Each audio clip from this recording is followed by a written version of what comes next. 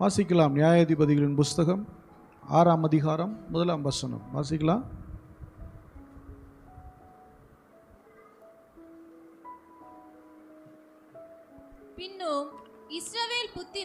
பின்னும் இஸ்ரவேல் புத்திரர் கர்த்தரின் பார்வைக்கு பொல்லாப்பானதை செய்தார்கள். அப்பொழுது கர்த்தர் அவர்களை 7 வருஷம் மீதியானியரின் கையில் ஒப்பு கொடுத்தார். அல்லேலூயா. இந்த பகுதி பார்த்தீங்கன்னா இது நியாயாதிபதிகள் காலம். இந்த நியாயாதிபதிகளின் காலத்துக்கு முன்பதாக யாருன்னா யோசுவா தான் இஸ்ரேல் மக்களை அவர் நடத்துகிறார். அவர்களுக்கு இஸ்ரவேல் தேசத்தை பங்கிட்டு கொடுக்கிறார். அல்லேலூயா. தேவன் மிகப்பெரிய பொறுப்பை யோசுவாவின் இடத்துல கொடுத்தார். அந்த யோசுவா 24ஆம் அதிகாரம் என்று நினைக்கிறேன். அவர் தன்னுடைய கடைசி காலங்களில் அவர் சொல்கிற அந்த வார்த்தையை பாருங்களேன். 24:15 கடைசி பகுதி சொல்லுகிறது. படிங்க. அது ஃபுல்லாக படிங்களேன். 15ஆம் வசனம். கர்த்தரை சேவிக்கிறது உங்கள் பார்வைக்கு ஆகாததாய் கண்டால் நீங்கள் யாரை சேவிப்பீர்கள் என்று இன்று தெரிந்து கொள்ளுங்கள். நதிக்கு அப்புறத்தில் உங்கள் பிதாக்கள் சேவித்த தேவர்களை சேவிப்பீர்களோ நீங்கள் வாசம் பண்ணுகிற தேசத்து குடிகளாகிய எமோரியரின் தேவர்களை சேவிப்பீர்களோ நானும் என் வீட்டாருமோ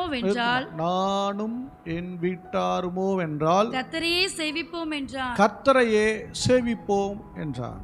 அல்லேலூயா. அல்லேலூயா. நானும் என் வீட்டாரும்னா யாரை சேவிப்போம்? கர்த்தரை சேவிப்போம் அப்படிங்கிறார். இப்போ இந்த சாப்டரில் பார்த்தீங்கன்னா இஸ்ரேல் மக்களை தேவன் எகிப்தினுடைய அடிமைத்தனத்திலிருந்து மீட்டு கொண்டு வந்து கானான் தேசத்துக்கு கொண்டு வந்து விட்ட அந்த நேரம் வரையிலையும் அது விட்டு பங்கிட்டு கொடுக்குறார். மோசே கானான் தேசத்திற்கு கிட்ட வருகிற வரையிலையும், அதாவது யோர்தானுக்கு அப்புறத்தில் கானான் தேசத்தின் எல்லை வரையிலையும் மோசே வந்தார். அதுக்கப்புறம் தேவன் மோசேக்கு அனுமதி கொடுக்கல. அதுக்கப்புறம் இந்த பொறுப்பை யார்கிட்ட கொடுக்குறாருன்னா யோசுவா கிட்ட கொடுக்குறாரு. இப்போ இந்த பொறுப்பை எடுத்துக்கொண்ட இந்த யோசுவா அப்படியாக இஸ்ரவேல் மக்களுக்காக நின்று யுத்தம் செய்து மிகப்பெரிய வெற்றிகளை எல்லாம் பெற்று அவன் அங்கே அந்த நிலங்களை எல்லாம் சுதந்தரித்து அதற்கு பின்பதாக அந்த யோசுவா பார்த்தீங்கன்னா எல்லா மக்களுக்கும் நிலத்தை பங்கிட்டு கொடுக்குறார். எல்லாருக்கும் விவசாய நிலம், எல்லாருக்கும் வீடு, எல்லாருக்கும் துறவு. அப்படின்னா அங்கே வாழ்ந்திருந்த மக்கள் எல்லோரையும் அவங்க விரட்டி, ஏன்னா வசனம் சொல்லுகிறது நீங்கள் கட்டாத வீடுகளையும் நடாத மரங்களுடைய பலனை நீங்கள் என்ன பண்ணுவீங்க?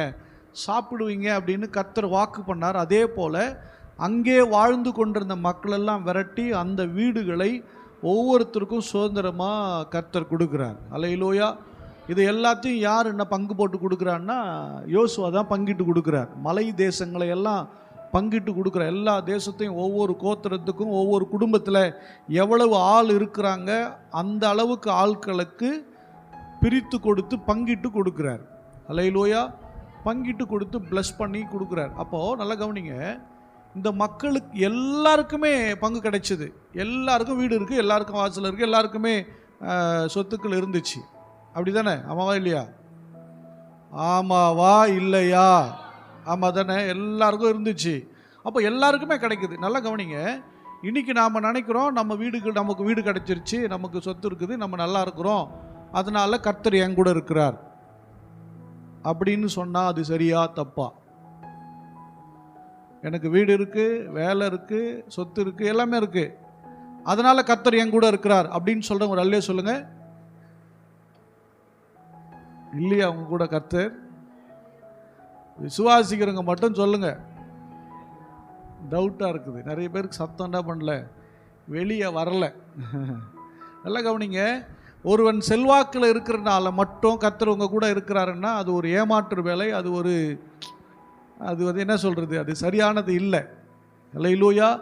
நம்மக்கிட்ட வீடு வச்சிருக்கிறனால நம்ம செழிப்பாக இருக்கிறனால கர்த்தர் கூட இருக்கிறன்னா சான்ஸே கிடையாது. அது மாதிரி நான் வெளியே இருக்கிறவனும் இருக்கிறான். அல்லேலூயா. அதற்கும் இதற்கும் சம்பந்தம் இல்லை. நிறைய பேரோட மனசில் கர்த்தர் எனக்கு இது கொடுத்துட்டார், அதை கொடுத்துட்டார், இது கட்சிச்சு அது கட்சிச்சு, ஆகவே கர்த்தர் என் கூட இருக்கிறார். பணக்காரராக இருந்தால் அவர்களுக்கு எல்லோரும் தலை குனிந்து வணக்கம் செய்வார்கள். அல்லேலூயா. அதற்கும் இதற்கும் சம்பந்தம் இல்லை. தேவன் நம்மோடு கூட இருக்கிறாருங்கிறது முக்கியம். இந்த இஸ்ரேல் மக்களுக்கு எல்லாருக்கும் கொடுத்தார். ஆனால் நீங்கள் அங்கே சொல்லுது பாருங்கள், யோசுவா சொல்கிறாரு, நீங்கள் எமோரியர்களின் தேவர்களுக்கு பயப்படாதீங்க அப்படின்றார். அப்படின்னா எமோரியா தேசம், அதாவது அந்த கானான் தேசத்துக்குள்ளே எமோரியல் 7 ஜாதிகள் வாழ்கிறாங்க. எத்தனை ஜாதிகள்? 7 ஜாதிகள். நீங்கள் உபாகமம் 7ஆம் அதிகாரம் 1ஆம் வசனமா படிங்க பார்க்கலாம். 7:1. நீ சுதந்தரிக்க போகிற தேசத்தில் உன் தேவனாகிய கர்த்தர் உன்னை பிரவேசிக்க பண்ணி உன்னை பார்க்கிலும் ஜனம் பெருத்த ஜாதியாகிய ஏத்தியர், கிர்காசியர், எமோசியர், கானானியர், பெரிசியர், ஏவியர், எபூசியர் என்னும் 7 பலத்த ஜாதிகளை உனக்கு முன்னாடி துரத்தி உன் தேவனாகிய கர்த்தர் அவர்களை உன்னிடத்தில் ஒப்புக்கொடுக்கும் போது போதும். அப்போ 7 விதமான ஜாதிகள் அந்த கானான் தேசத்தில் வாழ்கிறாங்க. 7 விதமான ஜாதிகள், அவங்களுக்குள்ள உட்பிரிவு நிறைய இருக்குது.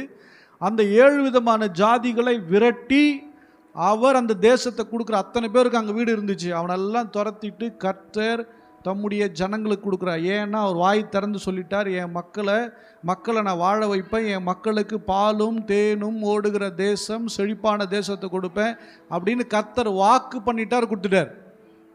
அவர் வார்த்தையில் உண்மை உள்ளவர். அல்லேலூயா.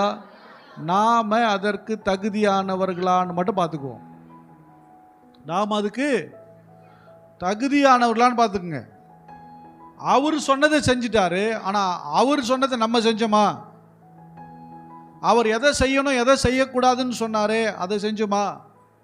613 கட்டளைகளை கொடுத்து 365 கட்டளைகள் செய்யக்கூடாது என்றும் 248 செய்ய வேண்டும் என்று சொல்லி சொன்னாரே, அதை கடைப்பிடிச்சோமா அப்படின்னு இஸ்ரேல் மக்கள் யோசிக்காமல் இருந்தாங்க. அவர் சொல்கிறாங்க, ஏன்னா அந்த தேசத்தில் ஏற்கனவே இப்போ நாங்கள் யோசிச்சு பாருங்களேன், ஒரு நாட்டை விட்டு மக்களை விரட்டினா அவர்கள் கும்பிட்ட தெய்வங்கள் அங்கே இருக்குமா இருக்காதா? அங்கே இருக்கிற கோயில்கள் இருக்கும், சிலை இருக்கும், அங்கே இருக்கிறது எல்லாமே இருக்க தான் செய்யும். அதுக்கு தான் சொல்கிறாரு, கர்த்தர் சொல்கிறார், நீ இந்த எமோரியல் தேவர்களுக்கு பயப்படாதே, நான் உன் தேவனாகிய கர்த்தர் என்று சொல்லுகிறார். அல்லேலூயா.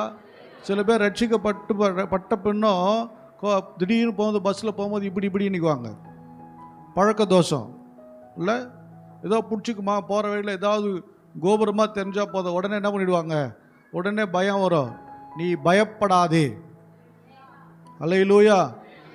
ஆமாம், நீ அப்படி மீறி அதற்கு பயந்து நீ நமஸ்கரிக்கும் போதோ வணங்கும் போதோ மனதில் நினைக்கும் போதோ நீங்கள் உங்கள் தேவனாகிய கர்த்தருக்கு பிரியமில்லாமல் அருவருப்பாக இருக்கிறீங்கன்னு அர்த்தம். அல்லேலூயா. ஆமாம், சில பேர் சர்ச்சுக்கு வந்துட்டு இருந்தாலும் அப்புறம் பின்னாடி இந்த பொருத்தனைகள்லாம் ஏற்கனவே பண்ணி வச்சோம். ஏதோ வீட்டில் உடம்பு சரியில்லைன்னா அன்னைக்கு அந்த கோயிலுக்கு வேண்டுதல் வச்சுருந்தாங்க, அந்த பண்ணாதனால எனக்கு என்ன பண்ணிருச்சு, அவைகள் உன்னை ஒன்றும் செய்யாது, ஏனென்றால் அவைகள் செயல்பட மாட்டாது. அல்லேலூயா. நல்லா கவனிங்க, இஸ்ரவேல் தேவனாகிய கர்த்தர் இன்றைக்கும் ஜீவிக்கிறவராகவே உயிரோடு இருக்கிறவராகவே இருக்கிறார். அல்லேலூயா. அதனால் அதெல்லாம் ஒன்றும் செய்யவே செய்யாது. எனக்கு அன்பான தேவனுடைய பிள்ளையே, நீங்கள் தேவனை அறிந்த பின்பு, ரட்சிக்கப்பட்ட பின்பு, ஞானஸ்நானம் எடுத்த பின்பு உங்களுக்கு இன்னொரு தேவன் இருக்குது, எங்களுக்கு இதுதான் கொல தெய்வம், அது இது நீ சொல்லிக்கிட்டு தெரியாமல் இயேசுவே ரட்சகர் என்று சொல்வாயாக, அவரே என் தேவனாகிய கர்த்தர் என்று சொல்வாயாக. அந்த ஏற்கனவே வணங்கி வந்த காவல் ஆவிகளுக்கும் ஏற்கனவே வணங்கி வந்த விக்கிரகத்திற்கும் நீ கடனாளியும் அல்ல, அதற்கு பயப்படவும் வேண்டாம் என்று கர்த்தர் சொல்லுகிறார். அல்லேலூயா. ஆமாம், இப்போ இந்த மக்கள், இந்த இஸ்ரேல் மக்கள் வருகிற வேலையான எகிப்தில் இருந்தாங்கல்ல, எகிப்தில் பார்த்தீங்கன்னா அங்கே இருக்கிற தெய்வங்களை பிடிச்சிக்கிட்டான். இப்போ இங்கே உள்ள வந்தவொடனே இங்கே இருக்கிற தெய்வங்களை பிடிச்சிக்கிட்டான், பயந்துக்கிட்டு அங்கே போய் குனியறதும் நிமிரத்தும் அங்கே போய் இப்படிங்கிறதும் எல்லாம் பண்ண ஆரம்பிச்சிட்டான். நல்லா கவனிங்க, இது நிமித்தம் கர்த்தருக்கு கோபம் வந்ததாம். இது நிமித்தம், புரியலையா? எது நிமித்தம்? எமோரியில் தேவர்களை வணங்கினால, அதுக்காக பயந்தனால தேவனுக்கு கோபம் வந்துச்சான். நீங்கள் இப்போ அதனால தான் பார்த்துட்டு தான் சொல்கிறாரு, யோசுவா சொல்கிறார், அடப்பாவீங்களா, கர்த்தர் எவ்வளோ பெரிய ரட்சிப்பை கொடுத்துருக்கிறார், எவ்வளோ பெரிய கிருபை கர்த்தர் செய்திருக்கிறார். உங்களை அடிமைத்தனத்திலிருந்து கொண்டு வந்தாரே, அங்கே வீடு வாசல் இல்லை, அடிமைத்தனம், நாள்தோறும் பெரியவங்க முதற்கொண்டு குழந்தை குட்டி வரலையும் உழைக்கணுமே, உங்களுக்கு சோறுக்கு சரியான நல்ல சாப்பாடு கிடையாது. இப்படியெல்லாம் இருந்தபோது தேவனாகிய கர்த்தர் உங்களை மீட்டு கொண்டு வந்து உங்களை வனாந்திரத்தில் நடத்தி கொண்டு வந்து கர்த்தர் உங்களுக்கு இப்பேற்பட்ட ஆசீர்வாதத்தை கொடுத்தாரே, இப்பொழுதும் நீங்கள் எமோரியர் தேவர்களுக்கு பயப்படுகிறது என்ன? நானும் என் வீட்டாருமோ என்றால் கர்த்தரையே சேவிப்போம். நீங்க எக்கடா போங்கடா, நான் என் வீட்டார் கர்த்தரை தான் சேவிக்க போகிறோம்.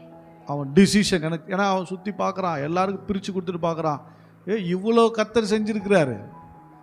அன்னக்காவடியாக இருந்த, ஒன்றுத்துக்கு புரோஜனம் இல்லாமல் இருந்த, தண்டமாக இருந்த கர்த்தர் இதை எல்லாவற்றையும் உனக்கு கொடுத்திருக்கும் போது நீ தேவனை தொழுது கொள்ளாமல் தேவனை விட்டு வேறொன்றை நீ தொழுது கொள்ள போகும்போது கர்த்தர் வருத்தப்படுகிறார், கர்த்தர் கோபமடைகிறார்.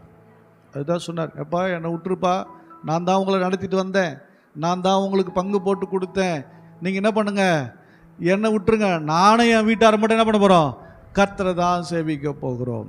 அல்லேலூயா.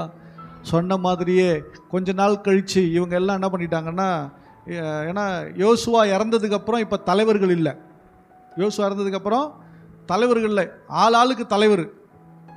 என்னது, ஆளுக்கு தலைவர் ஆகிட்டாங்க. நியாயாதிபதிகள் யாருக்கெல்லாம் கொஞ்சம் ஆண்டவர் பற்றி தெரியுதோ அவங்கவுங்க தலைவர் ஆகிட்டாங்க. அவங்க ஃபேமிலி பெரிய ஃபேமிலி இருந்தால், கெப்பாசிட்டி அதிகமாக இருந்தால், ஃபினான்ஷியலில் ஒர்த்தாக இருந்தால் அவங்கவுங்க தலைவர் ஆகிட்டாங்க. ஒவ்வொரு ஊரில் இன்றைக்கி இருக்காங்க தெரியுமா, ஒவ்வொரு இடத்துக்கு நாட்டாமல் பண்ணிகிட்டு இருக்கானுங்க பாருங்கள். ஊரில் இருக்கிற பணம் இருந்தால், கொஞ்சம் ஆள் இருந்தால் என்ன ஆகிடுறாங்க, அவங்க பெரிய ஆள் ஆகிடுறாங்க. அது மாதிரி ஆளுக்கு அதுதான் நியாயாதிபதிகளின் காலம். அது என்ன காலம், நியாயாதிபதிகளின் காலம். அந்த காலகட்டத்தில் பார்த்தீங்கன்னா அவனவன் தன் இஷ்டமானபடி செய்து வந்தானா. ஏன்னா தலைவர் இல்லை, மோசே இல்லை, அடுத்தது யார் இல்லை, யோசுவா இல்லை, இப்போ அவங்கவுங்க தலைவர். ஆமாம், சபைக்கு நான் இப்போ என்ன பண்ணுறேன்னா பிரான்ச் போய் பார்த்துட்டு வரனால எத்தனை மணிக்கு வரேன், நான் 10:05 வந்துடுறேன். அதனால் அவங்கவுங்க இஷ்டப்படி என்ன பண்ணுறீங்க, இஷ்டப்படி நேரத்துக்கு வருது. போவோம், பாஸ்டர் தான் இல்லையே, 9:45 போகலாம், 10 மணிக்கு போகலாம், 9:30 போகலாம்.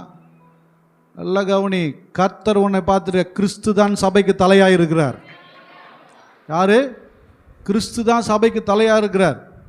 அதனால் அவர் இல்லை, நம்ம பாட்டு பாடினாலும் சரி தான், பாடலனாலும் சரி தான், ஆராதிக்கலனாலும் சரி தான், அப்படியே சும்மா நிற்போம், கை தட்டின அவசியம் இல்லை, வாயை திறக்க வேணாம். யாரப்பா அவர் தானே பெனையா தானே பாடுறாரு, ஒன்றும் பிரச்சனை இல்லை, இல்லை அவங்க இந்த சிஸ்டர் தானே பாடுறாங்க, அதெல்லாம் ஒன்றும் இல்லை, போவோம் அப்படின்னு நிற்போம். எனக்கு ஒன்றும் இல்லை, கிறிஸ்து தலையாக இருக்கிறார். நீ கர்த்தருக்கு பயந்து தேவனை ஆராதித்தால் அப்பொழுதுதான் கர்த்தருடைய சமூகத்தை நீ அங்கீகரிக்கப்படுவாய். இந்த இடத்துல நின்று இந்த சின்ன பையன் நின்று வர்ஷிப் நடத்தினா கூட தேவ விசுவாசி பிள்ளைகள் கீழ்ப்படிந்தாகணும். அதுதான் வேத சட்டம். அல்லேலூயா. உதாசீனமும் அசட்டையும் நீங்கள் பண்ணிங்கன்னா நீங்கள் தான் உங்களுக்கு கிடைக்க வேண்டிய நன்மையும் ஆசீர்வாதத்தையும் இழப்பீங்களே ஒழிய வேறு யாரும் இழந்து போவது இல்லை. அல்லேலூயா. நேரத்தோட அசட்டை பண்ணாமல் நேரத்தோட ஆராதனைக்கு வந்து முழு மனதோட முழு பலத்தோட தேவனை தொழுது கொள்ளுங்கள். அல்லேலூயா. அதுதான் நல்லது. அல்லேலூயா. சில பேர் பாஸ்ட் கேட்பாருன்னே வர்றவங்களா இருக்காங்க. அப்படின்னா நீ வராத, வீட்டிலே இருந்துட்டு நல்லா கும்மி அடித்து நல்லா சாப்பிட்டு அவிச்சு தின்ட்டு உட்காந்துரு. அல்லேலூயா. தேவனுக்கு பயந்து கர்த்தரை ஆராதிக்கணும், கர்த்தரை தொழுது கொள்ளணுங்கிற துடிப்பும் வாஞ்சையும் சாகிற வரையிலும் குறையக்கூடாது. எப்போ வரையிலையும் குறையக்கூடாது, சாகிற வரையிலையும் குறையக்கூடாது. உனக்கு இடையில குறையுதுன்னா யூ ஆர் எ ஃபால்ட் அப்படின்னு அர்த்தம். ஆராதனை போகிறதுக்கு சலிப்பாக இருக்குது, கஷ்டமாக இருக்குது, உதாசீனமாக இருக்குதுன்னு உனக்கு தோணிச்சு, உடம்பு இங்கே பிடிக்குது அங்கே பிடிக்குது வலிக்குது கிழிக்குதுன்னு வீட்டில் மட்டம் போட்டு உக்காந்து நல்லா தெரிஞ்சுக்கோ, உடம்பு ஃபால்ட் இல்லை, உன் மனசு ஃபால்ட்டுன்னு அர்த்தம். உன் மனசு ஃபால்ட், உன் இருதயம் ஃபால்ட்டாக இருந்தால் தான் தேவனை தேடுவதற்கு மனது வராது. அல்லேலூயா. உண்மை, வராது. தூரமாக இருக்குது, சீக்கிரமாக கூப்பிட்டாங்க. எதுனாலும் எப்படின்னா உன் மனசு இடம் கொடுக்கலனால தான் வரல. நிறைய பேர் காலைல கிட்ட 50 பேர்கிட்ட ஜெபம் பண்ண வராங்க உபவாச கூட்டத்துக்கு. சில பேர் தூரமாக இருக்குது, குளிராக இருக்குது, ரொம்ப காலையில் இருக்குது, எல்லாத்தை தாண்டி தான் வராங்க. குளிர் நேரம் லேட்டாக பட்டுட்டு சீக்கிரமாக எஞ்சி வராங்க. நான் சொல்கிறேன், உங்கள் இருதயம், உங்கள் மனசு தான் சரியில்லை. உங்கள் இருதயம் தான் தேவனை பிடிக்கல, வேறெல்லாம் ஒன்றும் ஃபால்ட்டு கிடையாது. மனம் இருந்தால் சொல்லுவாங்க பாருங்க, பழமொழி என்ன சொல்லுவாங்க, மனம் இருந்தால் மார்க்கம் உண்டா. மனம் இருந்தால் மார்க்கம் இருக்கும்.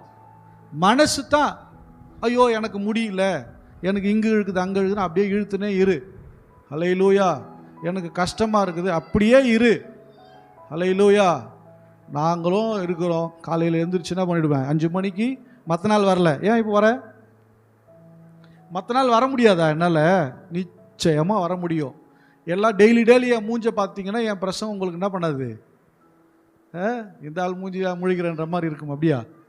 டெய்லி என் பிரசங்கத்தை கேட்கும்போது அதுக்கு ஒரு இம்பார்ட்டன்ட் கிடைக்கும். அதனால தான் தினந்தோறும் ஜபத்தை மற்ற நாளில் பாஸ்டாமாவையோ இல்லை மற்ற அந்த சகோதரி இலக்கியா நடத்த சொல்லியிருக்கேன். நீங்கள் பழகணும். முக்கியமான நாள் என்னால் எஞ்சி வர முடியுதில்லை, காலைல 5 மணிக்கு வர முடியுதில்லை அப்படின்னா நீங்கள் விசேஷித்து கொண்டால் வரலாம். யார் விசேஷித்து கொண்டா? இது சபையின் உபவாச நாள், இது உபவாச நாட்கள். நான் காலையில் வந்து தேவ சமூகத்தில் நிற்கணும்னு நினச்சாதான் வர முடியும். அதில் தூரமாக இருக்குது, எவ்வளோ தூரம்லாம் வரலாங்க. இங்கே தான் காரணமே. எங்கே தான் காரணமே? ஆமாம், பைத்தியக்கார மாதிரி எங்கேயோ ஓடுறானுங்க. லிசன், நான் சொல்ற விளங்குதா? நமக்கு மனசு இருந்தால் வந்துடலாம். ஹல்லேலூயா, ஹல்லேலூயா. ரொம்ப தெளிவாக சொன்ன, எமோரியர் தேவர்களுக்கு நீ பயப்படாத அப்படின்னு சொல்லி அவங்க கேட்காதனால 7 வருடம். எத்தனை வருஷம் கையில் ஒப்பு கொடுத்தாரா? யாருக்கிட்ட கொடுத்தாரு? மீதியா இருக்கிறவங்ககிட்டயா? மீதியானியர்கள்கிட்ட கொடுத்தாங்க. ஆண்டவர் 7 வருஷம் அடிமையாக கொடுத்துட்டார். கவனிங்க, சில நேரம் நம்முடைய குடும்பத்தில் சில அடிமைத்தனம், சில பிரச்சனைகள் தீரவே தீராது, சில போராட்டங்கள் மாறாது, சில கஷ்டங்கள் நீங்காது, சில சஞ்சலங்கள் மாறாது. நல்லா கவனிச்சிங்க, ஏதோ ஒன்றத்தில் நீ சிக்கிட்ட, அதனால் நீ அடிமையாகவே மறுபடியும் மாற்ற. ஹல்லேலூயா. சமாதான கேடுகள். ஏன் இதெல்லாம்னா, ஏதோ ஒன்று சிக்கி இருக்கிற, அதனால் அடிமைத்தனத்தில் சிக்குகிறாய். நல்லா கவனிங்க, 7 வருஷம் அடிமைத்தனம். இந்த அடிமைத்தனத்தில் வெளியே வர்றதுக்கு மக்களுக்கு முடியல. வாசிக்கலாம் நம்ம நியாயாதிபதிகள் புஸ்தகம் 6ஆம் அதிகாரம். அவங்க எப்படி வருவாங்களா? 3ஆம் வசனத்து 4ஆம் வசனத்தை படிக்கலாம். இஸ்ரவேல் விதைச்சிருக்கும் போது மீதியானியரும் அமலேக்கியரும் புத்திரரும் அவர்களுக்கு விரோதமாய் எழும்பி வந்து அவர்களுக்கு எதிரே பாளையம் இறங்கி காசாவின் எல்லை மற்றும் நிலத்தின் விளைச்சலை கெடுத்து இஸ்ரவேலிலே ஆகாரத்தை ஆகிலும் ஆடு மாடுகள் கழுதைகளை ஆகிலும் வைக்காதே போவார்கள். ஆமா, விதைக்கும் போதே வந்து டென்ட் போட்டுருவானா? யாரு? டென்ட்னா கூடாரத்தை அடிச்சிருவான். இஸ்ரவேலர்கள் விதைச்சிருக்கிறாங்கன்னா கூடாரத்தை போட்டு உக்காந்துக்குவான். எப்போ விளையுது, எப்போ அறுக்கிறான், எப்போ நம்ம தூக்கிட்டு போகலாம், எப்போ ஆடு வளர்ந்துருக்குது, எப்போ கோழி வளர்ந்துருக்கு தூக்கலாம், ரெடியாக இருக்கிறான். யார்? மீதியானியர்கள். கவனிச்சு பாருங்க, நாம் உழைக்கிறோம், நாம் கஷ்டப்படுறோம், நம்ம ஆசீர்வாதத்தை, நம்ம பணத்தை, நம்ம செல்வத்தை கொள்ளடிக்கிறதுக்கு ரெடியாக இருக்கிறான் நம்மளை சுற்றி ஆள். இப்படி நம்மளை சுற்றி ஆள், இப்படி நமக்கு வர வேண்டிய ஆசீர்வாதங்கள், நமக்கு வர வேண்டிய நன்மைகள் எல்லாம் நம்ம கையில் கிடைக்காம அது அப்படியே ஊதி போட்ட மாதிரி போகுதுன்னா கவனிச்சுக்கோ, நீ அடிமைத்தனத்தில் இருக்கிற. சத்ருக்கிட்ட உன்னை விட்டு கொடுத்துட்டாரு. நீ தேவனை தேடும்போது ஊதி போகிறதல்ல, கர்த்தர் அதை உனக்கு மீட்டு கொடுப்பார். ஹல்லேலூயா. நமக்கு ஏன் இந்த பிரச்சனை தீர்ந்த மாதிரி தெரிஞ்சு மறுபடியும் பிரச்சனை வருதே அப்படின்னா, தேவனுக்கு விட்டு தூரமாக இருக்கிறோன்னு அர்த்தம். ஹல்லேலூயா. மக்கள் அப்படித்தான் மாட்டி முழிக்கிறாங்க. தேசத்தை என்ன பண்ண கெடுப்பாங்களாம். 5ஆம் வசனம் படிங்க. 5. அவர்கள் தங்கள் மிருக ஜீவன்களோடும் தங்கள் கூடாரங்களோடும் வெட்டுக்கிளிகளை போல் திரளாய் வருவார்கள். அவர்களும் அவர்கள் ஒட்டகங்களும் எண்ணி முடியாததா இருக்கும். இந்த பிரகாரமாக தேசத்தை கெடுத்துவிட அதிலே வருவார்கள். ஆமா, எப்படி கூடாரத்தெல்லாம் சுமந்துக்கிட்டே வந்து டென்ட்டு போட்டு மொத்தத்தையும் தூக்கிட்டு போகிறவர்களையும் அவன் அந்த இடத்த விட்டு நகர மாட்டான். சில பிரச்சனைகள் நம்ம வீட்டில் டென்ட்டு போட்டு உட்காந்து நம்ம சுற்றி உக்காந்துருக்கான். நம்மக்கிட்ட வரும்போதே பிடிங்கி திம்பான், நம்மக்கிட்ட வரும்போதே ஆட்டையை போட்டுருவான். நமக்கு கிடைக்கவே கிடைக்காது. நமக்குண்டான ஆசீர்வாதம், நமக்கு கிடைக்க வேண்டிய நன்மை, நமக்கு கிடைக்க வேண்டிய தெய்வீக சுகம் நமக்கு கிடைக்க விடாமல் பிசாசு பண்ணுவான். நமக்கு வர வேண்டிய மேன்மை, நமக்கு கிடைக்க வேண்டிய உயர்வு, இது எல்லாத்தையும் சுற்றி நின்று பிசாசு உட்காந்து டென்ட்டு போட்டு உட்காந்து பிடிங்கி தின்ட்டு போயிடுவான்.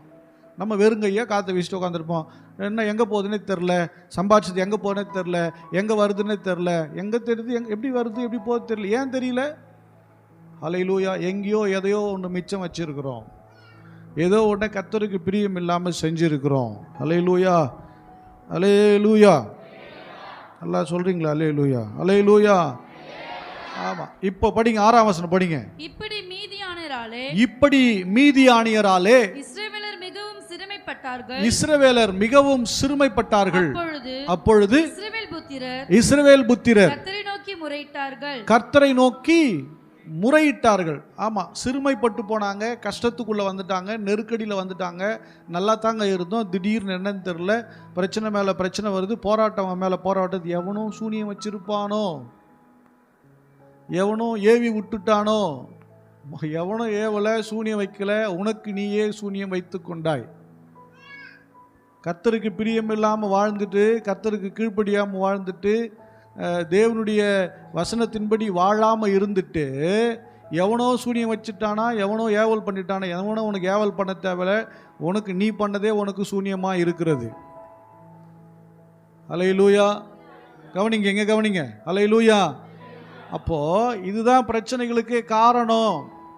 அப்போது அந்த இடத்துல சொல்கிறாங்க, மக்கள் போய் தேவனிடத்தில் முறையிட்டார்களாம். முறையிட்டாங்கன்னா என்னது? அது முறைச்சி பார்த்து சொல்லிட்டு வந்தாங்களா? முறையிட்டால் என்னது? சொல்லிட்டு வந்தாங்களா?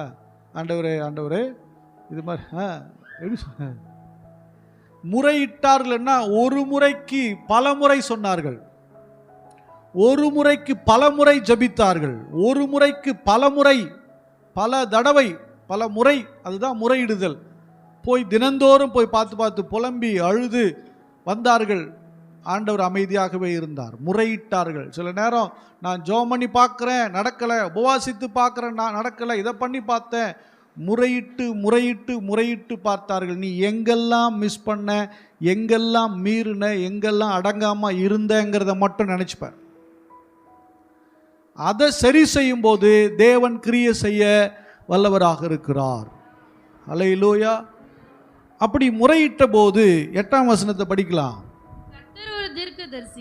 கர்த்தர் ஒரு தீர்க்கதரிசியை அவர்களிடத்திற்கு அனுப்பினார். அவன் அவர்களை நோக்கி, இஸ்ரவேலின் தேவனாகிய கர்த்தர் உரைக்கிறது என்னவென்றால், கவனிங்க, நேரா சில பேர் டைரக்டா ஆண்டவர்கிட்ட தொடர்பு கொண்டுக்குவாங்க. என்னது? ஆண்டவர்கிட்ட நாங்கள் ஜெபம் பண்ணுறோம், நாங்கள் எங்ககிட்ட ஆண்டவர் பேசுவார். நல்லா கவனிங்க, ஏன் தீர்க்கதரிசி அனுப்பினார்? ஏன் ஊழியக்காரனை அனுப்புறார்? தம்முடைய வார்த்தையை போதிக்கிறவனை ஏன் அனுப்புறார்? கர்த்தர் பேச மாட்டார்லாம் சொல்ல மாட்டேன். சில காரியத்துக்கு பேச மாட்டார் உங்ககிட்ட. உனக்கும் அவருக்கும் உங்ககிட்ட பேச மாட்டார். உனக்கு உணர்த்தப்படுதலே இருக்காது, அந்த ஃபீலே இருக்காது, செத்த நிலைமையாக தான் இருக்கும், அந்த உள் உணர்வே வராது. அடிக்கடி கடிந்து கொள்ளப்பட்டும் தன் பிடரியை கடினப்படுத்துகிறவன் சடுதியிலே நாசமடைவான் வசனம். அப்படின்னா என்னன்னா, ஒரு முறை எச்சரித்து, மறுமுறை எச்சரித்து, 3வது முறை எச்சரித்து, 4வது முறை எச்சரித்து, தேவன் எச்சரிப்பு செய்து செய்து கேட்கவே இல்லைன்னா பிரச்சனை தான் வரும். எச்சரிப்புகளை தேவன் கொடுக்கிற அந்த ஆலோசனைகளை தள்ளிவிடுறோம், உதாசீனப்படுத்துகிறோம், அதை அப்புறப்படுத்துகிறோம். அதனால தான் நிறைய குழப்பங்களுக்கும் பிரச்சனைகளுக்கும் காரணம். ஹல்லேலூயா.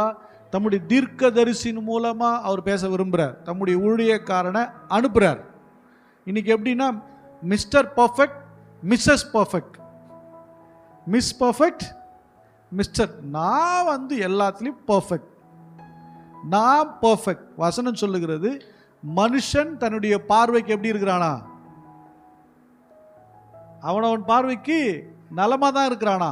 கர்த்தரோ ஆவிகளை, சொல்லுங்க படிச்சாதானே தெரியும், மனுஷனோ ஆவிகளை நிறுத்து பார்க்க, அதாவது தராசில் போட்டு பார்க்குறாரு. நமக்கு தெரியும் நான் பர்ஃபெக்ட் நினச்சிக்குவோம். தராசில் போட்டு கர்த்தர் நிறுத்து பார்க்குறாரா, உன் ஆவி என்னது, உன்னுடைய செயல் என்னது என்பதை அவர் நிறுத்து பார்க்கிறார். அல்லேலூயா. ஸ்பெஷலி நம்ம ஆளுங்கிட்ட தான் இது. நம்ம ஆளுன்னா பெண்டிகாஸ்டில் தான் சுயநீதி அதிகம். சுயநீதினா நான் செய்கிறது எல்லாமே கரெக்டு, நான் பேசுறதெல்லாம் கரெக்டு, நான் நினைக்கிறதெல்லாம் கரெக்டு. அல்லேலூயா. ஏன்னா அவங்களுக்கு ஹோலி ஸ்பிரிட்டில் நிறையிறனால அவங்களுக்கு நிறைய நேரம் கர்த்தர் பேசுறது கேட்டுக்கிட்டே இருக்கும், பாஸ்டர் பேசுறது கேட்காது. ஏன்னா கர்த்தர் பேசிட்டார்ல, போயா நீ நையா சொல்கிறது, கர்த்தர் பேசுகிறார், டைரெக்டாக பேசுகிறார் என்கிட்ட, அப்படிலாம் பேச மாட்டார். அப்படி உனக்கு ஊழியக்காரன் பேசுகிற எச்சரிப்பையும் ஊழியக்காரன் கொடுக்குற சத்தியத்தை விட வேற மாதிரி உனக்கு தப்பாக கேட்குதுன்னா நீ கர்த்தரோட இல்லைன்னு அர்த்தம். தெளிவாக சொல்கிறேன். அல்லேலூயா. நேரம் இல்லை, சீக்கிரம் முடிக்கணும். கரெக்டாக நான் சொல்லும்போது கஷ்டமாக தான் தெரியும், ஆனால் இதுதான் ஃபேக்ட். அப்போ நல்லா புரிஞ்சுக்குங்க. அப்போ கர்த்தர் ஒரு வார்த்தை கொடுத்து நான் இங்கே பேசுகிறேன் அப்படின்னு சொன்னால் அது உங்களுக்காக கர்த்தர் பேசுகிறார். அது உங்களுக்காக தான் கர்த்தர் பேசுகிறார். அந்த வார்த்தையை அசட்டை பண்ணாமல் கீழ்ப்படிந்து போவது நல்லது. அவர் சொல்கிறாரு பாருங்க, படிங்க இப்போ 8 அடுத்த பகுதி கண்டினியூ பண்ணுங்க. அவன் அவர்களை நோக்கி இஸ்ரவேலின் தேவனாகிய கர்த்தர் உரைக்கிறது என்னவென்றால், நான் உங்களை எகிப்திலிருந்து வரவும் அடிமைத்தனத்தின் வீட்டிலிருந்து புறப்படவும் செய்து எகிப்தியர் கையினின்றும் உங்களை ஒடுக்கின யாவருடைய கையினின்றும் உங்களை ரட்சித்து அவர்களை உங்களுக்கு முன்பாக துரத்தி அவர்கள் தேசத்தை நான் உங்களுக்கு கொடுத்தேன், நான் உங்கள் தேவனாகிய கர்த்தர் என்றும் அவர்கள் தேசத்தில் உள்ள எமோரிய தேவர்களுக்கு பயப்படாதீங்க நான் சொன்னனே, நீங்களோ என் சொல்லை கேளாமல் போனீர்கள். அல்லேலூயா. நான் சொன்னனே நீ கேட்கலையே, அப்பதான் மொட்டை அடிக்கணுன்ற, காதை குத்தணுன்ற, மூக்கில் குத்தணுன்ற, பின்னாடி குத்தணுன்ற, கேட்டியா? அங்கே போயிட்டு முதல்ல நான் தான் நிற்கணுன்ற, நான் தான் சாங்கியத்துக்கு போனன்ற, நான் தான் முறைக்கு போனன்ற, கேட்டியா? திருட்டுத்தனமா சில காரியத்தை செய்திய கேட்டியா? கர்த்தர் அருவருக்கிறார். தேவன் கொடுத்த ஆசீர்வாதத்தை நீ தப்பா செலவு பண்ண, தப்பான இடத்துல விதைச்ச, தப்பான முறையில் விதைச்சேன்னா அதனுடைய அறுவடை நீ பார்த்து தான் தீரணும். உங்கள் மேல் இருக்கிற நன்மையை கெடுத்து விடாதீர்கள். அல்லேலூயா. ஒரு பழமொழி சொல்லுவாங்க பாருங்க, வாணியனுக்கு கொடுக்காதவன் யாருக்கு கொடுப்பானா? வைத்தியனுக்கு கொடுப்பானா? அதாவது நல்ல வாங்கி சாப்பிட்டு நல்லபடியாக ஆகாரத்தை சாப்பிட்டு நல்லபடியாக உடம்பை பார்த்துக்கிட்டா டாக்டருக்கு தான் கொண்டு போய் கொடுக்கணுமா? நம்ம டாக்டர் இங்கே இருக்கிறாங்க. நான் ஜென்ரலாக சொல்கிறேன். அப்போது தேவனிடத்தில் சரியான விதைகளை விதைக்காத போது எங்கேயோ கொண்டு போய் நஷ்டப்பட்டோ இழப்புகளையோ சில காரியங்களையோ இழக்க நேரிடும். நல்லா கவனிங்க. இங்கே ரொம்ப தெளிவாக சொல்லு, எமோரிய தேவனுக்கு போய் பயந்தியே, அங்கே போய் நின்னியே, அங்கே போய் தலை குனிஞ்சியே, அங்கே போய் விழுந்து கிடந்தியே, இன்றைக்கு உன் நிலைமை 7 வருஷ கஷ்டத்தை ஆண்டு அனுமதித்தார். புலம்புனாங்க, அழுகிறாங்க. இப்பொழுது கர்த்தர் சொன்னதை சொல்லிட்டார். தீர்க்கதரிசி அடுத்து நடந்தது என்ன? 11ஆம் வசனம் படிக்கலாம். அதற்கு பின்பு கர்த்தருடைய தூதனானவர் அபேசரினான யோவாஷின் ஊராராகிய ஒப்ராவில் இருக்கும் ஒரு கர்வாலி மரத்தின் கீழ் உட்கார்ந்தார். அப்பொழுது அவனுடைய குமாரன் கிதியோன் கோதுமையை மீதியானரின் கைக்கு தப்புவிக்கிறதற்காக ஆலைக்கு சமீபமாய் அதை போரடித்தான். கர்த்தருடைய தூதனானவர் அவனுக்கு தரிசனமாகி, பரக்கிரமசாலியே, கர்த்தர் உன்னோடு இருக்கிறார் என்றார். போதும். ஹல்லேலூயா. இப்போ இந்த இடத்துல இங்கதான் மெயின் சப்ஜெக்ட். இங்கதான் இவ்வளோ பேர் இஸ்ரேல் மக்கள் நிறைய பேர் இருக்கிறாங்க.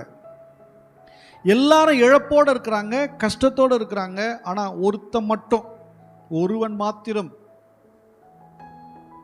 ஆலைக்கு சமீபம், அதாவது திராட்சை ஆலை பக்கத்தில் கோதுமையை போர் அடிச்சிட்டு இருக்கான். அதான் போர் அடிக்குதா தெரியுமா? போர் அடிக்குதா போர் அடிக்குதா?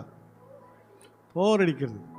தானியத்தை அடித்து அறுவடை பண்ணி அந்த தானியத்தையும் வைக்கோலையும் பிரிக்கிற வேலை, அதுதான் போர் அடித்தல். அந்த போர் அடிச்சுக்கிட்டு இருக்கான். அடிச்சுட்டு இருக்கும்போது அங்கே தேவதூதன் வருகிறான். அல்லேலூயா. தேவனுடைய பிள்ளைய, உன் வாழ்க்கையில் உன் குடும்பத்தில் நீ எல்லா விதத்திலும் உன் சூழ்நிலை எல்லாவற்றையும் நெருக்கப்பட்டு ஒடுக்கப்பட்டிருந்தாலும் நீ கர்த்தருக்கு பயந்தவனாய் உன் குடும்பத்தை கவனிக்கணும், உன் குடும்பத்தை பார்க்கணும் அப்படிங்கிற ஒரு பொறுப்பு உனக்கு இருக்குன்னா கர்த்தர் உன்னோடு கூட இருப்பார். அல்லேலூயா. குடும்ப பொறுப்பில்லாதவங்களை கர்த்தர் ஆசீர்வதிக்கவே முடியாது. சபையில் பொறுப்போடு செயல்படாதவர்களை தேவன் ஆசீர்வதிக்க முடியாது. இது என்னுடைய சபை, எனக்கு கொடுக்கப்பட்ட சபை, எனக்கு கொடுக்கப்பட்ட தேவனுடைய ஊழியக்காரர், எனக்கு கொடுக்கப்பட்ட குடும்பங்கள் அப்படிங்கிற ஒரு ஒரு ஒரு என்ன சொல்கிறது, ஒரு பாரம் இல்லாமல் போனால் தேவன் உங்களை ஆசீர்வதிப்பது கூடாத காரியமாக இருக்கும். அல்லேலூயா. இதுக்கெல்லாம் வராது சத்தமே. வருதா? அந்த நல்லது தான். அப்போ சொல்கிறார், பராக்கிரமசாலியே கர்த்தர் உன்னோடு கூட இருக்கிறார். என்னைக்கு ஒருத்தன் உழைப்பதற்கு நினைக்கிறானோ அப்பொழுதே கர்த்தர் அவன் கூட இருக்கிறார். எப்படி, ஏன் அவனை பார்த்து பராக்கிரமசாலின்னு சொன்னார்? வாசிங்க பார்க்கலாம். 13 படிங்களேன். 13. அப்பொழுது கிதியோன் அவரை நோக்கி என் ஆண்டவனே, கர்த்தர் எங்களோடு இருந்தால் இவையெல்லாம் எங்களுக்கு நேரிடுவானே. எகிப்திலிருந்து கொண்டு வரவில்லையா? கவனிங்க, கர்த்தர் எங்களை எகிப்திலிருந்து கொண்டு வரவில்லையா என்று எங்கள் பிதாக்கள் எங்களுக்கு விவரித்து சொன்ன, ஆமா, அவருடைய அற்புதங்கள் எங்கள் பிதாக்கள் எங்களுக்கு விவரித்து சொன்ன அற்புதங்கள்லாம் எங்க? இப்பொழுது கர்த்தர் எங்களை கைவிட்டு மீதியானின் கையில் விட்டது ஒப்பு கொடுத்தார். யார் கர்த்தரா கைவிட்டாரு? நிறைய பேர் எப்படி, ஆண்டவர் எங்களை கைவிட்டாரு, எங்களுக்கு ஜபத்தெல்லாம் கேட்கல. பிரச்சனை நீ என்ன பண்ணான்னு பாரு. சொல்கிறதெல்லாம் பழி ஃபுல்லாக ஆண்டவர் மேலே போட்டுருது, இல்லை பிசாசு மேலே போட்டுருது. அவனும் நான் ஒன்றுமே பண்ணலையான்னு அவனும் முழிக்கிறான், ஆண்டவரை முழிக்கிறார் நான் ஒன்றும் பண்ணலையான்னு. பண்ணுறதெல்லாம் பண்ணிவிட்டு அப்படியே பவ்யமாக உட்காந்துக்கிறது. அல்லேலூயா. ஆமாம், கிதியோன் சொல்லுகிறத நல்லா கவனிங்க. அன்னைக்கு அற்புதங்கள் நடந்துச்சு. எங்கள் மூதாதையர்லாம் சொன்னாங்களே, என்ன அற்புதம் நடந்துச்சு? செங்கடலை பிளந்து கொண்டு வந்தார் நம்முடைய தேவன் அப்படின்னு சொன்னாங்களே. வெட்டாந்தரையா இருந்துச்சுரா அப்படின்னு சொன்னாங்களே. கடலை பிளந்தா ஈரம் கூட இல்லை, வெட்டாந்தரையா இருந்ததுன்னு சொன்னாங்க. எங்களுக்கு பசி நினைச்சோம், வானத்திலிருந்து மண்ணா விழுந்தது. கறி சாப்பிடலே நினைச்சோம், காடை வீட்டு வாசல்ல வந்து விழுந்தது. அல்லேலூயா. ஃப்ரை பண்ணி கேட்டிருந்தா ஃப்ரை பண்ணி கொடுத்துருப்பார். யாரு? ஆமா, அப்படியும் கொடுத்துருப்பார். அப்படித்தானே? யுத்தத்துக்கு பயந்த போது வானத்திலிருந்து கல் விழுந்து மனிதர்களை கொன்றது. இஸ்ரவேல் மக்கள் வருகிறார் என்று சொன்னால், மோசே முன்னாடி வரான்னு சொன்னா சுற்றி இருக்கிற நாடுகள் பயந்து அலறின. ஆனால் இன்றைக்கு நாங்கள் மீதியானிடத்தில் எப்படி இருக்கிறோம்? அடிமையா இருக்கிறோமே. அல்லேலூயா. யோசிச்சு பாருங்களேன், சுற்றி இருக்கிறலாம் அலர்னா இவங்களை கண்டாவே. எரிகோ மக்களுடைய இருதயம் என்ன ஆயிடுச்சான்? கரைஞ்சு போயிடுச்சான். எப்பா, இஸ்ரவேல் மக்கள் வராங்கன்னு கேள்விப்பட்டோம், நீங்கள் வரீங்கன்னு எங்களுக்கு தெரியும், நீங்கள் வர நினச்சி எங்கள் இருதெல்லாம் கரைஞ்சு போயிருக்குது, நாங்கள் தோத்துருவோன்னு எங்களுக்கு முன்னாடியே தெரியுது. அப்படி பயந்திருந்த மக்களில் ஒரு கூட்டம் அடிமைப்படுத்தி வச்சுட்டு. எல்லாம் கவனிங்க, உங்களை பார்த்து பயந்தவன், உங்களை பார்த்து மிரண்டவன், உங்களை பார்த்து அச்சப்பட்டவன் எல்லாம் இன்னைக்கு பேசுகிறான், இப்படி பண்ணுறான் அப்படி பண்ணுறான். அவங்களுக்கு முன்னாடி நாங்கள் தாழ்த்தப்பட்டு போனோம் நீ நினைக்கிறியா? அவங்களுக்கு முன்னாடி நாங்கள் குறைஞ்சி போயிட்டோம், அவங்களுக்கு முன்னாடி நாங்கள் ஆசீர்வாதம் இல்லாமல் கஷ்டத்தில் இருக்கிறோன்னு நினைக்கிறியா? நல்லா புரிஞ்சுக்கோ, தேவனுக்கு உனக்கும் தூரம் அதிகமாக இருக்குது. ஒன்று மட்டும் புரிஞ்சுக்கோ, கர்த்தர் நீ ஆலயத்துக்குள்ளே எப்படி வந்த, என்ன பிரச்சனையோடு வந்த, என்ன போராட்டத்தில் வந்த, எப்படிப்பட்ட தரித்திரத்தோடு வந்த, கர்த்தரை ஏற்றுக்கொள்ளும் போது, கர்த்தரை அறிந்து கொள்ளும் என்ன சூழ்நிலை வந்த, அதை நினைச்சு கர்த்தர் செய்த அற்புதத்தை ஒவ்வொன்றாய் நினைத்து துதித்து கொண்டே இரு. கர்த்தர் உனக்காக இறங்கி வருவார், தம்முடைய தூதனை அனுப்புவார், உன் குடும்பத்தில் சமாதானத்தை கொடுப்பார், உன் குடும்பத்தில் கர்த்தர் விடுதலை கொடுப்பார். நமக்கு மறந்துருச்சு, கர்த்தர் செய்த அற்புதம் மறந்துருச்சு, கர்த்தர் செய்த அதிசயம் மறந்துருச்சு, தேவன் கொடுத்த ஐஸ்வர்யம் போயிடுச்சு, தேவன் கொடுத்த சமாதானம் மறந்து போச்சு. கர்த்தர் மாற்றின எத்தனையோ காரியங்களை மறந்து போய் எங்கேயோ நின்று கொண்டிருக்கிறோம். அல்லேலூயா. இருதயங்களை விட்டு மறைஞ்சிருச்சு அற்புதங்கள் எல்லாம். அல்லேலூயா. நான் உட்காந்து யோசிச்சேன்னா ஒரு நாளெல்லாம் கர்த்தர் செய்த நன்மைகளை குறித்து சொல்லிகிட்டே இருக்கலாம். அத்தனை செய்து இருக்கிறார். இங்கே ஊழியத்துக்கு வந்து எத்தனை பேர் சுகமாக இருக்கிறான்றது விடுதலையாக இருக்குன்னு கணக்கே இல்லை. உட்காந்து பார்த்தா சில பேர் சொல்லுவாங்க, நீங்கள் அப்போ தான் ஞாபகமே இருக்கும், இவங்க விடுதலை ஆனாங்கல்ல, இவங்க சுகமானாங்க. அப்போனா எண்ணிலடங்கா நன்மைகளை, எண்ணிலடங்காத காரியங்களை கர்த்தர் செய்து கொண்டே இருக்கிறார். அல்லேலூயா. அதெல்லாம் நினச்சி துதிக்க ஆரம்பித்தாவே தேவன் உன் பக்கத்திலே வந்து நிற்பார். ஆமாம், கிதியோன் அதை தான் நினச்சிக்கிட்டு இருந்தான் இல்லை. அப்போ கேட்டவொன்னே சொல்கிறான்ல, எப்போ இப்படிலாம் சொன்னீங்களே, நாங்கள் ஏன் இப்படி இருக்கிறோம்? அல்லேலூயா. அவன் மனசில் தேவன் செய்த அதிசயங்களையும் அற்புதங்களையும் தேவன் நடத்தி வந்த விதங்களை நினைத்து அவன் ஏங்குகிறான். ஏன் என் வாழ்க்கை இப்படி இருக்குது? ஏன் என் வாழ்க்கையில் கர்த்தர் கிரியை செய்ய முடியல? ஏன் என் வாழ்க்கையில் இந்த அடிமைத்தனம்? ஏன் என் வாழ்க்கையில் இந்த தரித்திரம்? ஏன் இந்த வாழ்க்கையில் பயந்து நான் வாழ வேண்டி இருக்குது? ஏன் அப்படிங்கிற கேள்வியோட தேவனுடைய அதிசயங்களும் தியானித்து கொண்டே இருந்தான். கர்த்தருடைய தூதனானவர் அங்கே வந்தார். அல்லேலூயா. தேவனுடைய வார்த்தை நீ தியானித்து கொண்டே இரு. உன் வாழ்க்கை நீ சக்ஸஸ் பண்ணணும்னா பெரிய காரியத்தை தேவன் சொல்லி கொடுக்கல. யோசுவாவுக்கு என்ன சொல்லி கொடுத்தார்? யோசுவா 1:8 சொல்லுகிறது, நீ உன் வழியை நீ வாய்க்க பண்ணணும்னா இந்த நியாயப்பிரமாண புஸ்தகத்தில் இருக்கிற வார்த்தைகளை நீ உன் வாயை விட்டு பிரியாதிருக்கட்டும் சொன்னார். அப்படி தானே சொன்னார்? 1:8 படிங்க. யோசுவா 1:8. இந்த நியாயப்பிரமாண புஸ்தகம் உன் வாயை விட்டு பிரியாதிருப்பதாக. இதுல எழுதியிருக்கிற மாதிரி எல்லாம் நீ செய்ய கவனமா இருந்துட்டீன்னா, இரவும் பகலும் அதை தியானம் பண்ணிட்டே இருப்பீன்னா, அப்பொழுது நீ உன் வழியை வாய்க்க பண்ணுவாய். கரங்களை தட்டி தேவனை மையப்படுத்தலாமா? உன் லைஃபை சக்சஸ் பண்றதுக்கு இதை விட வேறு ஒரு பெரிய காரியம் கிடையவே கிடையாது. அவன் ஒரு பெரிய யுத்தத்துக்கு போகிறான், ஒரு பெரிய வார் போகிறான். இதுக்கப்புறம் தான் வார் அதிகமாக இருக்க போகுது. ஏன்னா மோசே சந்தித்த அந்த மோசேயின் மரணத்துக்கு பின்னாடி மிக முக்கியமான யுத்தங்கள் நடந்தது. அல்லேலூயா. அந்த வாரில் கர்த்தர் என்ன சொல்லி, நீ பேட்டல்ஸ்லாம் ரெடி பண்ணு, நீ படை வீரர்லாம் ரெடி பண்ணு, ஆர்மிலாம் பலப்படுத்து, போர்க்கருவிகளை செய்யின்னு சொல்லாமல் அவனுக்கு என்ன சொல்லி கொடுக்குறாரு? இதை மாதிரி இந்த நியாயப்பிரமாணத்தின் மாதிரி நீ செய்யறதுக்கும் அதன்படி வாழ்றதுக்கும் நீ முயற்சி பண்ணு, உன் வழியெல்லாம் சக்ஸஸாக இருக்கும். அல்லேலூயா. வேறொன்றை கர்த்தர் சொல்லி கொடுக்கவே இல்லை. நீங்கள் எசேக்கியா ராஜாவினுடைய யுத்தத்தில் பார்த்தீங்கன்னா மக்கள் எல்லோரும் சேர்ந்து ஏகமாய் நின்று உபவாசித்து தேவனை துதித்தார்கள். வெற்றி நடந்தது. பட்டயத்துக்கும் ஈட்டிக்கும் அங்கே வேலை இல்லாமல் போயிடுச்சு. நல்ல கவனிங்க. திறமைகள், அறிவு, ஆள்பலம், பணபலம் இது எல்லாம் இல்லாமையே உங்களை என்னையும் ஜெயிக்க வைக்கிறது வேத வசனமும் தியானமும் தான் மிகப்பெரிய வெற்றியை கொண்டு வந்து வைக்கும்.